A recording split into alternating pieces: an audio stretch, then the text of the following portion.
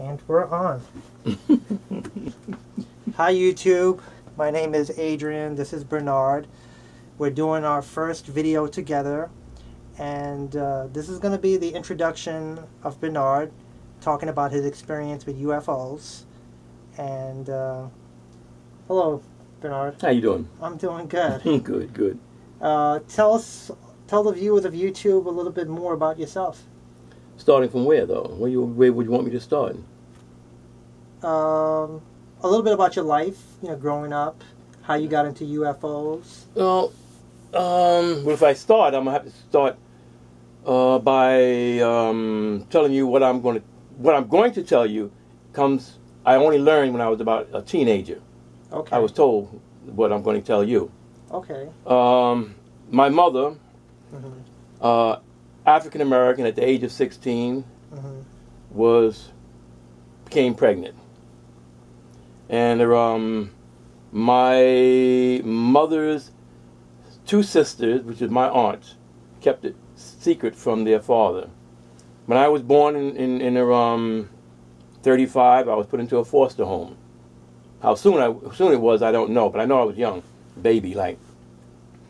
And I grew up there till about the age of between 6 and 8.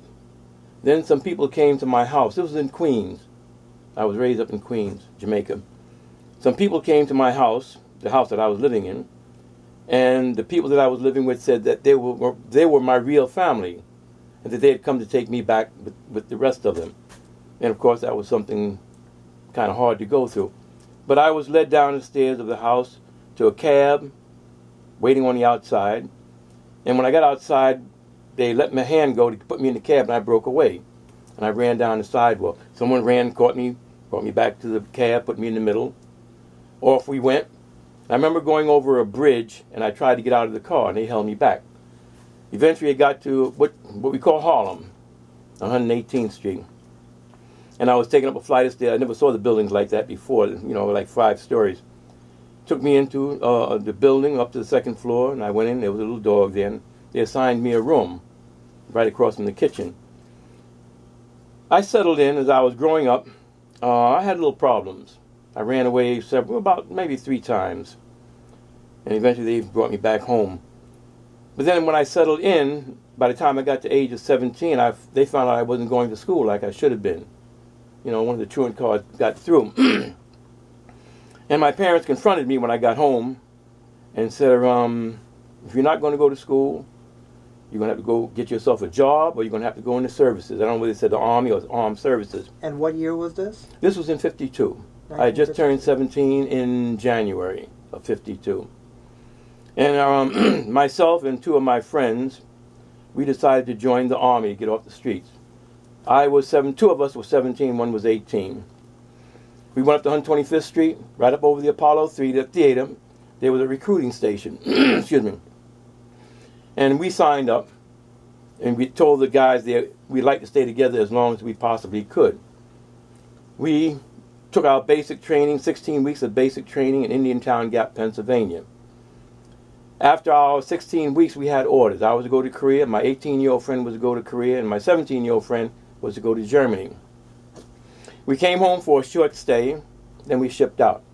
My friend and I, we went across to Seattle, Washington, stayed there for a little while, got on a troop ship, went across the sea to Japan.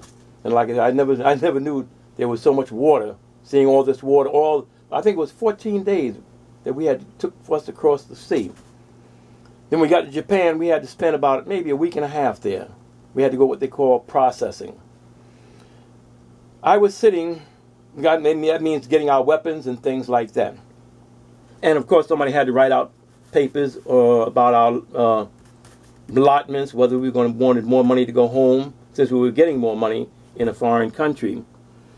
And I agreed that I wanted to send more money home. There was a young soldier there who was taking all the notes. And he had come to what they call race. And there was 2 boxes. One had an N, one had a C. He put a check in the C. And I said, excuse me, what does that stand for? He said, Caucasian. I said, no, I'm Negro. I'm mixed. But I was raised on the black side of my family. I don't know anything about my father or the other side of my family. I know nothing about them. Don't know how it actually got to be like that. But he said, oh, he changed it. And then later on, I was sent to Korea along with my friend. We got to Korea August the 28th of 1952 at night. Certain guys were leaving, going back home. We were coming on the shore. And some of the guys that were leaving said, play it cool, don't be a hero. These are the guys that were going back home, right? When my friend and I got on shore, he was on my right-hand side, and we split up. I went to the left, he went to the right. He went to what they call the 3rd Infantry Division. I went to the 7th Infantry Division. We didn't see, from that time on, we didn't see or hear from one another until March of 1955. No seeing and no hearing. Back in Harlem. Yeah, back in Harlem, right. When I got to my company, they were in the hills, but they weren't up on the front lines yet. They had been there, but they come back and they recuperate. They rest. They leave. Some of the soldiers leave, so they have to get the strength back up. When they get it back up, then they go back up to the front. Well, my first or second night that I got there, I was sleeping in what you call a pup tent. That's a little tent that holds 2 guys. They're sleeping. Some soldier wakes me up and tells me I have to go on guard duty. He takes me to a certain area, he gives me a password, and leaves. Now, What date was this? This was around August. I don't know how many days in August. It had to be August, maybe August the 29th that this happened. 52. Of 52. Now I'm out there by myself with my rifle. Huh? What time was it when I don't remember the time, but it was dark. It was night. Okay. And I was left alone. And I looked up at the stars. I had never seen stars like that. You know, in the city you don't see stars this bright. In Korea, the altitude was very high and the air was nice and dry. And I saw all these big, beautiful stars. And I said, where's the Big Dipper? And I looked slightly toward my right and I saw the Big Dipper. I looked a little bit more to my right, looking at the stars, and I saw this light pulsating. Just a solid light. It would just go in and out, slowly, in and out. Like that. And I said to myself, what the hell is that? Now I knew about planes. I knew planes had the lights blinking on each wing and on the tail, like a red or a blue or whatever it might be. But this was just one solid light. I tried to figure out what it was, and where I was you could hear a pin drop. It was that quiet. I heard no sound, and I'm looking at it trying to figure out. I thought about a meteor, I thought about flares, I thought about helicopters, everything that I could think of. And nothing fit. This light kept coming. Until it got over here so our viewers can see. Oh, the light was coming until it got directly up overhead. And then it stopped. And I'm looking dead straight up at it.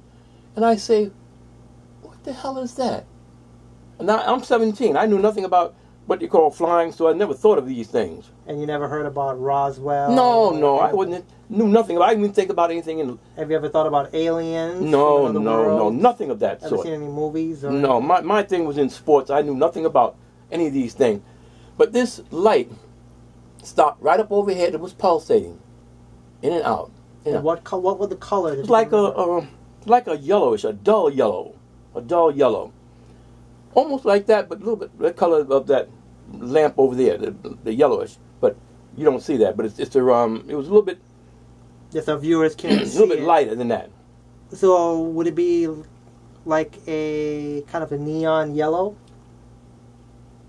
Yeah, but I don't know how to describe it. Just a dull yellow. It's not a bright yellow. It's not a But in my anxiety to know what this thing was, I raised my hand up to after the motion. Come on down. Come closer so I can see or make out what it is, so I won't be baffled in case it goes. Leaves. Well, it stayed there for about 9 seconds. Then it started going directly away from me, straight out. Still pulsating. When it got to a certain point, it stopped. The light got smaller and smaller until I couldn't see it anymore. I don't know whether the light was closing in on itself and going out, or whether it was going away. But in hindsight, I think it was going away, thinking about it, the way the light went. Well, I said nothing to no one. And you didn't believe what you saw was visitors from another world? No, I didn't know what it was. I know it just baffled me. I couldn't figure out what it was. But later on, I said nothing to no one. We went up to the front lines. We stayed up there for about several months. We had a confrontation. We took some hills from the enemy. And we eventually turned it over to the South Koreans, and we left, South Korean Army, and we left. While we were back in the rear, we were waiting for trucks to pick us up to take us to another area of Korea. This was at night. The whole division is spread out. It's a big group of people, soldiers. I was sitting alongside of a hill. We were waiting for the trucks, and some other guys were sitting with us. And I'm looking at the sky to see if I can see this light again, to point out to somebody else. Maybe they could explain what it was. I saw this light. I pointed out. None of us can make out what this thing was. Just moving across the sky, you know, like that. Somebody said, excuse me, and I think it was our leader, our squad leader. He said maybe it just wasn't meant for us to know. We couldn't figure it out. Well, eventually we went to another area of Korea, and I had about four more sightings like that at night. One with another soldier, and we were coming. I was going on guard duty. He was coming off, and we stopped, and we happened to see this thing, this light. Then I had my best sighting with 2 daylight sightings. The first one was near the truce. The truce was around July 28th, so about a couple of months before that when I saw this. What year? 53. 53. Yeah. I was in what you'd call a squad tent. Squad tent. Excuse me, I had something's in the air, man. Clear my throat. I was in what you call a squad tent. Mm-hmm. The squad tent held 12 soldiers. Yeah. 6 on each side with an aisle in the middle. I was near the end of the tent, or at the end. I got up daybreak to go to the bathroom. I had to walk to the center of where the aisle was, make a right, and walk all the way to the front, push open a flap, and step outside, and there was a little tube in the ground for you to do what you had to do in the ground. You know? Use the bathroom. Yeah, use the bathroom. A little tube, you go down into the ground. After I finished, I made a half turn. I looked down into the valley and then looked up to the sky as to say, I wonder what kind of day it's going to be. And I saw these clouds moving like this with spaces in between where you could see the blue sky. It was daybreak. I turned all the way around to get ready to go back into the tent, and I looked at a mountain slightly to the left of the tent, this huge mountain, and saw this big, bright, circular light, bright white light, circular, come over this mountain. No sound, and it's going in the opposite direction of the clouds. When it comes over the mountain and gets behind a cloud, I'm looking to see if it's going to pass me, because I'm looking in open spaces, because it was coming in my direction, only slightly to my right. Never saw it anymore. Said nothing to nobody. In July, right after the truce, not too long after the truce, which I think was July 28th of 1953, maybe about a month after, I'm not sure now, the war's over.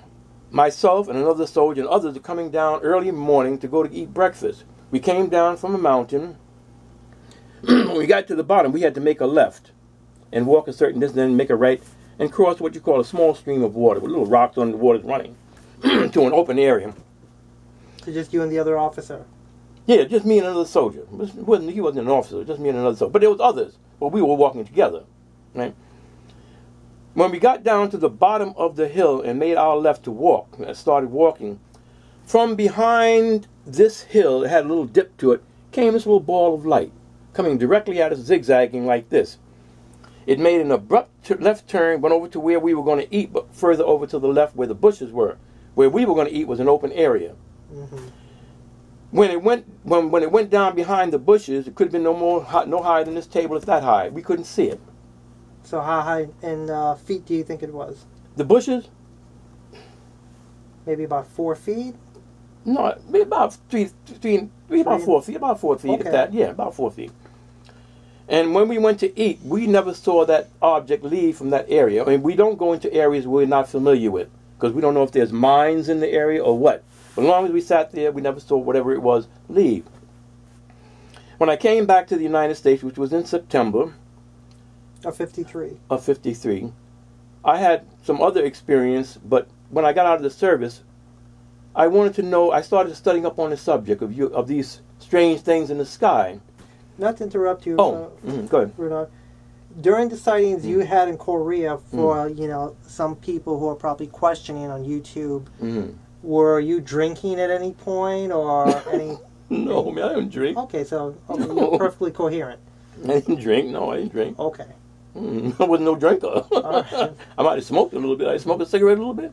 Yeah, I think I smoked a cigarette. Okay. I didn't drink. No. All right. When I got out, I had two other things I wanted to know, but we're talking about UFOs, so I'll just stick with that. You know, if you don't. When I started researching into the subject, I got books that proved to be pretty good books over the years that I had read these books. There was a thing in there where a person said that he'd seen small objects like this. He'd so-called met these people. He was an astronomer called George Adamski. He had met these people, been in their crafts, and I have had these books since the early 1960s. Everything that he said in there about the moon being occupied, domes and things like that. He talked about the Van Allen belt before it was called Van Allen. He talked about this energy belt around our planet.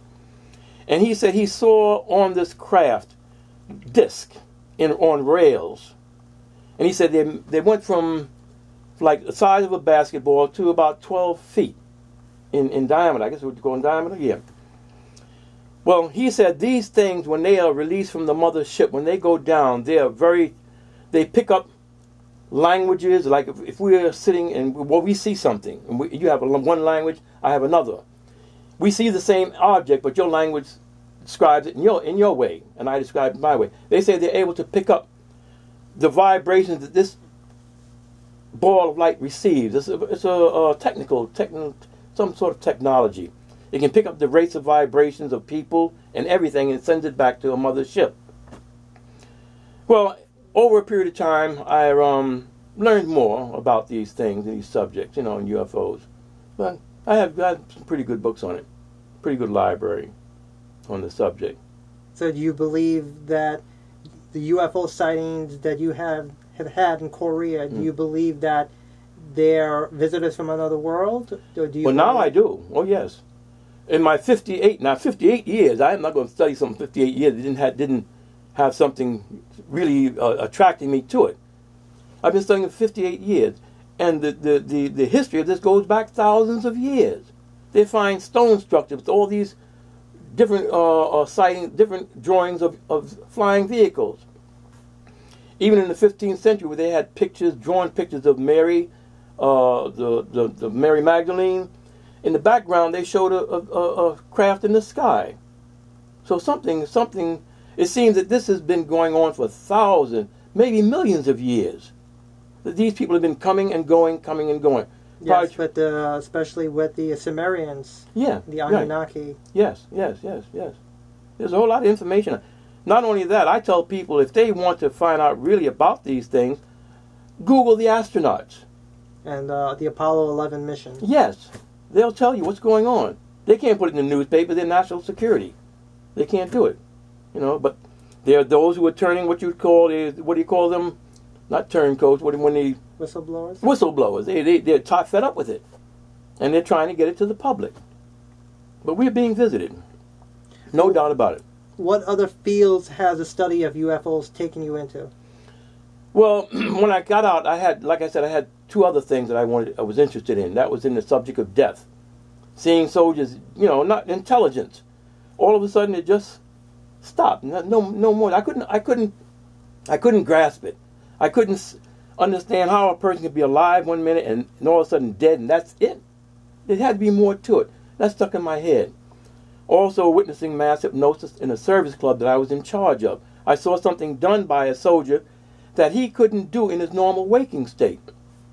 So I said, there must be a power within that he could summon. How come we can't do it on our own? So when I got out, I got into the subject of death, which led me into the subject of reincarnation.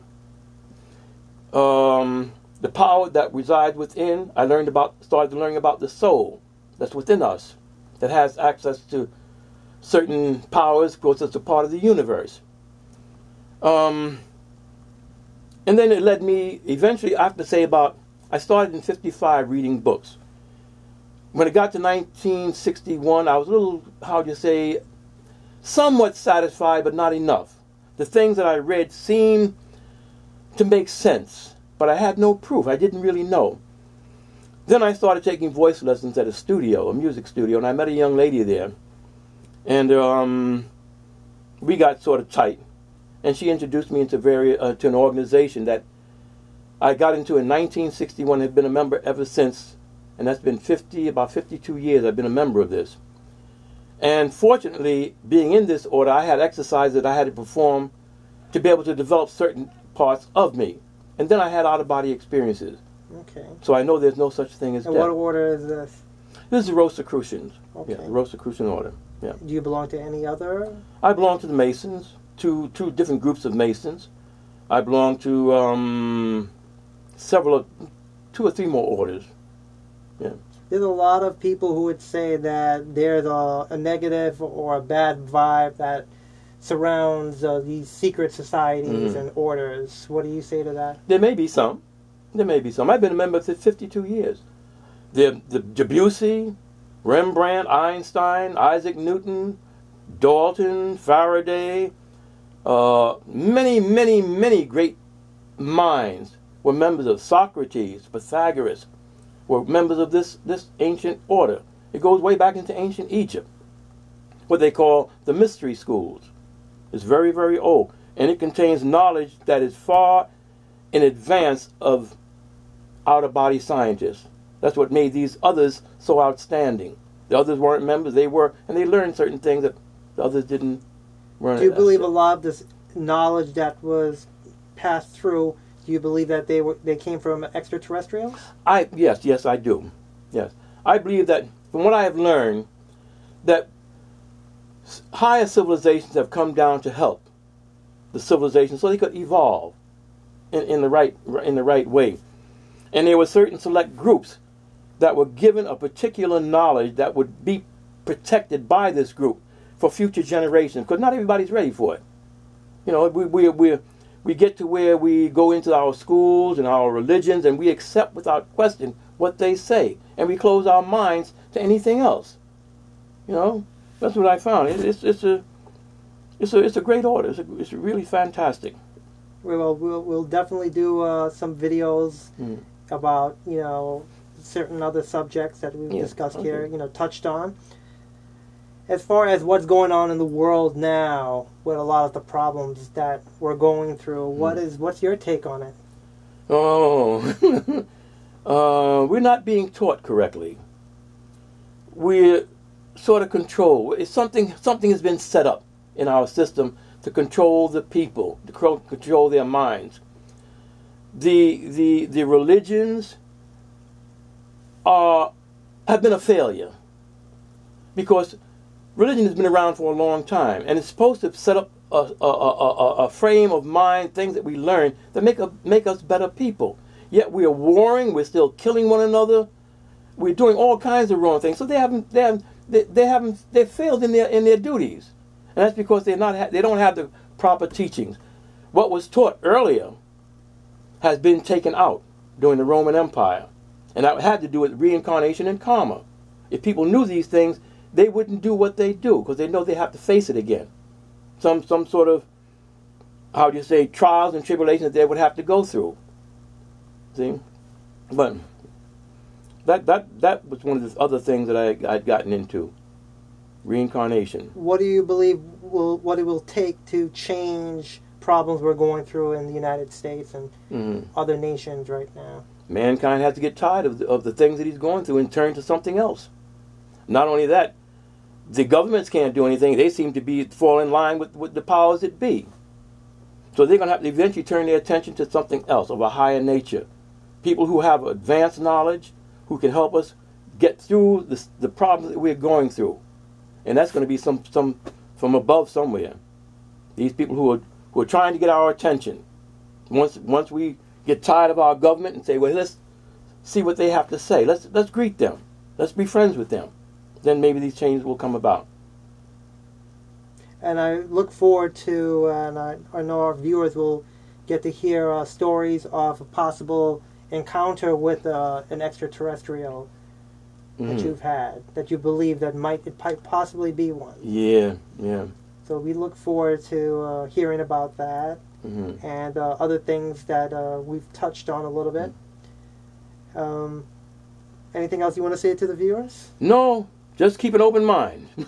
Keep an open mind. Search. Seek for answers. Don't accept without question. That's what's wrong with the people today. They accept without question instead of going into things, hear something, but look and see if there's any truth to it. And they don't do this. Somebody wears a hat and robe and tells them things, and they say, okay, that must be true. And it's not always true. That's why the world's in the condition that it's in. Do you believe that extraterrestrials are still coming? Oh, yes. Oh, yeah. Especially now, because we're getting too close. We have atomic weapons. Things that if we got into a war, we could upset the balance of this system. And they're not going to allow that to happen. See? Yeah. What do you think that we'll have direct contact with extraterrestrials anytime soon? Oh, yes. Oh, yes. Oh, yes. We've had contact before. Yes, and now there's the point in time that we're going to have contact again. See? The system has to change. And I don't think mankind can do it alone. It has to have some help. All right, our viewers on YouTube. This is Bernard's intro video, so you guys get to know Bernard. And I'm Adrian. I'm going to do an introduction video as well. So look out for that.